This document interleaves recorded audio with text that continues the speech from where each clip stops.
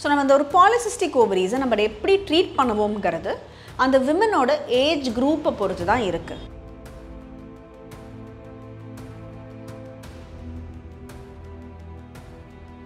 உங்களோட பீரியடுங்கிறது ஒரு மாதம் 2 மாதத்துக்கு ஒருக்கா வருது அப்படின்னா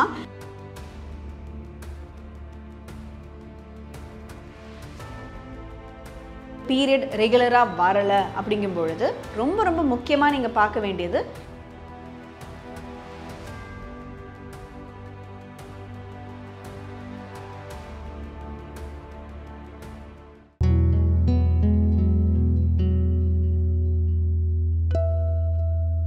ஸோ நம்ம அந்த ஒரு பாலிசிஸ்டிக் ஓவரீஸை நம்ம எப்படி ட்ரீட் பண்ணுவோம்ங்கிறது அந்த விமனோட ஏஜ் குரூப்பை பொறுத்து தான் இருக்குது. ஸோ இப்போ நீங்கள் ஒரு 20-25 வயசில் இருக்கீங்க, உங்களுக்கு கல்யாணம் ஆகலை, நீங்கள் உங்களோட ஃபேமிலி இப்போது ப்ரெக்னென்சிலாம் எதுவும் பிளான் பண்ணலை அப்படிங்கிற பட்சத்தில் உங்களோட பீரியடுங்கிறது ஒரு மாதம் 2 மாதத்துக்கு ஒருக்கா வருது அப்படின்னா நம்ம அதை போய் கரெக்டாக 30 நாளில் வரவழைக்கணும் அப்படிங்கிற மாதிரியான ஒரு இஷ்யூ கிடையாது.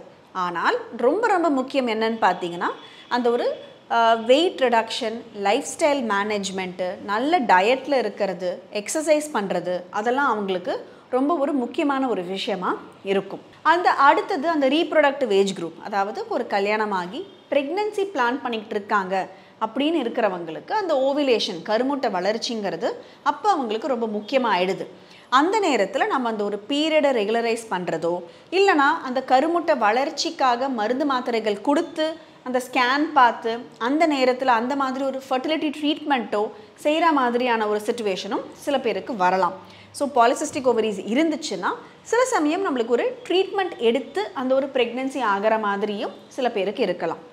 அடுத்தது பார்த்தீங்கன்னா அந்த ஒரு ஃபேமிலி கம்ப்ளீட் ஆன விமன், அதாவது ஒரு 35-40 வயசில் இருக்கிறவங்களுக்கும் சில சமயம் பாலிசிஸ்டிக் ஓவரீஸ் இருக்கும்.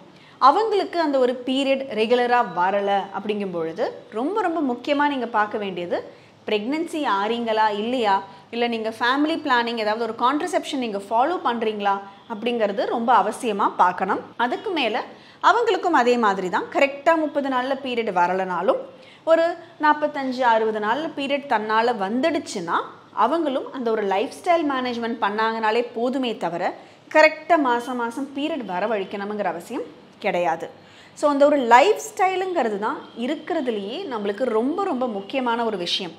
ஏன்னு பார்த்தீங்கன்னா நம்மளுக்கு அந்த ஒரு பாலிசிஸ்டிக் ஓவரீஸ் வந்துருச்சுனாலே நம்மளுக்கு ஒரு 40-45 வயசில் சுகரோ கொலஸ்ட்ராலோ காமனாக வரதுக்கான சான்ஸும் இது ஒரு லைஃப் ஸ்டைல் டிஸார்டராக இருக்கிறதுனால அதிகம் இருக்குது.